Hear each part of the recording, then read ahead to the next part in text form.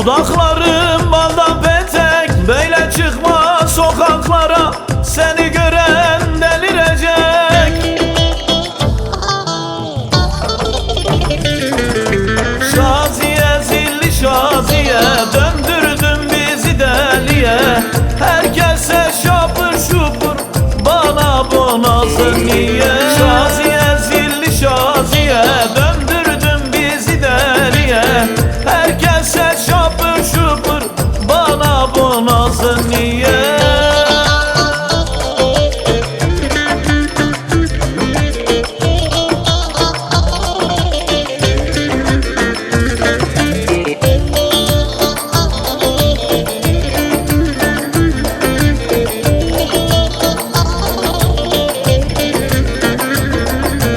Şaziye kalbin otogar, biri girer biri çıkar. Gazino bar bırakmadın, bir kerize olmadın ya.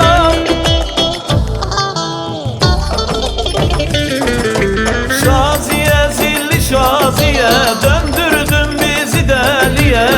Herkese şapır şupur, bana bu nazın niye? Şaziye zilli şaziye, döndürdün bizi deliye. Herkese şapır şupur, bana bu nazın niye?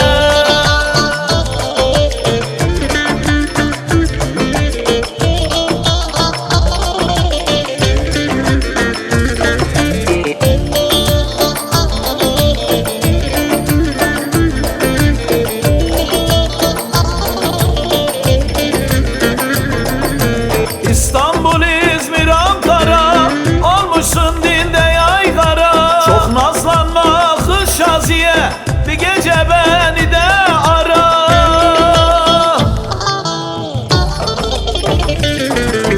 Şaziye zilli şaziye, döndürdün bizi deliye. Herkese şapır şupur, bana bu nazın niye? Şaziye zilli şaziye, döndürdün bizi deliye.